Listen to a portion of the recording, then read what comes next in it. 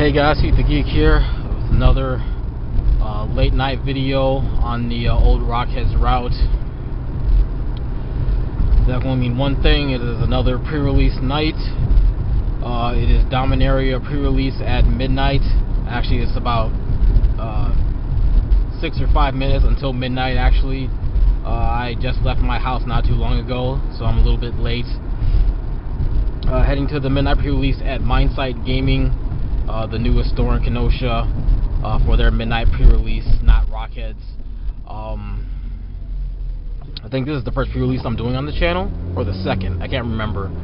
I'll try and keep this short though. As always, my usual format for pre-release is I'll do the intro video at midnight. I'll do a video of me opening my pre-release kit. Any games or matches I have, usually not, because they're draft games, so they're usually pretty janky and pretty bad, or they're very one-sided. Any prize packs I get for either participating or making top 8, I'll record that. Then I'll do a review video after the tournament is over on my way back home. Midnight is different because I do the intro video, which adds an extra video, and then my review video is always in the morning because we're probably not going to be finished till like 6 a.m. if we're lucky. Unlike the last pre-release, this time I do not have to work at 8 a.m. the next day. Thankfully, I have Saturday and Sunday off. This pre-release is also a little bit different. You get a foil legendary at random in addition to your foil stamped promo. The foil legendary creature is also a stamped promo, but it's random because there are common and uncommon legendaries in this set. So that's how that works. So that can definitely change things up a little bit for draft building. If you pull 2 of them that are in the same color, that's pretty strong. From what I've seen from Loading Ready Run to their pre-release video, white and black are definitely the strongest colors. They also have the most legendaries in this set, I believe. Followed by, I want to say, green always seems to be strong in draft environments, so I'll go green with 3rd, and then red and blue are going to be at the bottom somewhere. But white and black definitely seem to be the strongest colors, or they have the strongest legendaries for a draft environment. But anything goes. Obviously, I always try to build off of what I get, not what I want to build. You have to work with what you get, really. You can't try and stick to your comfort zone all the time, or you'll just lose a lot of games unnecessarily. Also, this weekend's a little bit different because Mindsight Gaming is also planning on doing a Yu-Gi-Oh! Box tournament on Sunday morning, I believe. I think it starts before the pre-release, but they are not doing any other weekend pre-releases other than this one at midnight. That being said, I may or may not be doing a Sunday pre-release, which probably will take place at Rockheads because of the Yu-Gi-Oh! Box tournament. The owner at Mindsight has not had good luck with the Yu-Gi-Oh! Box tournament as of yet, so it's a possibility that the box tournament might not even happen. If that is the case, then I will attempt to do the pre-release instead of the Yu-Gi-Oh! Box tournament, but I can't say for sure right now which one I may or may not be doing, since that's 2 days in the future. I will be doing the pre-release tomorrow, Saturday, at Rockheads, since I do not work. Yu-Gi-Oh! will be happening tomorrow as usual, because that's at night, that's not in the morning, at the basement. But Sunday's kind of up in the air. I could really do either or.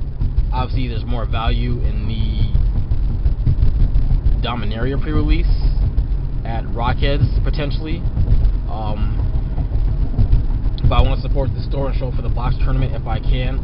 But obviously, if people don't show up for it and there's no actual tournament, then it's like, well, you know, whatever, I'm just going to do the pre-release instead.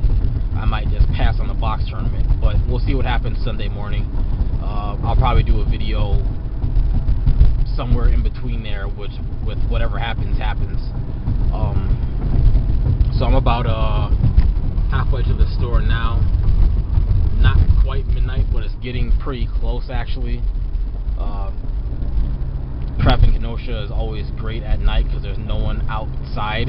People sleep in late in Wisconsin at night, so after about 11, the streets are almost perfectly clear until about 6, 7 a.m. when people start going to work in the morning.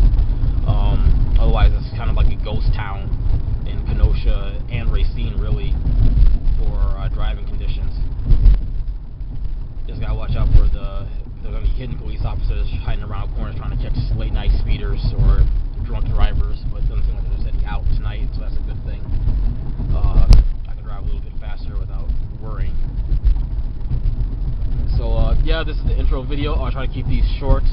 The next video will be after I get my pre-release kit and the opening. See what I get.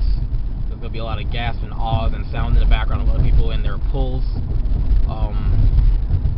I actually don't know what the most expensive card in the set is. I haven't looked at TCG Player this morning. I had to work today, so I've been busy the entire day. But I want to say the new Mox Amber is probably the most expensive card in the set right now. Have not looked at any prices, but I'm going with that as the most expensive card in the set right now. So obviously, if anyone pulls that, they got their values worth so far. But there might be some other value cards in this set. I'm surprised I haven't looked at prices. I'll probably do that when I actually get there. Look up some prices of the mythics and rares and see what stuff is actually going for price-wise, to see if I, if this is a good money set, or if I barely break even, or if I'm taking a loss profit-wise on the draft. Because I sell the majority of what I get after the pre-release, because most of it is not worth keeping. I don't play standard that often, and a lot of these cards are not good for standard. As hype as they are, as good as they may seem in the draft, they're just not very good cards. That's always something to keep an eye out for. So yeah, I'm just about there, so I'm going to end the video. As always, thanks for watching. Comment, like, and subscribe. This is part 1, so stay tuned for part 2 of my pre-release kit, the Dominaria box opening, or kit opening, and I'll see you guys next time.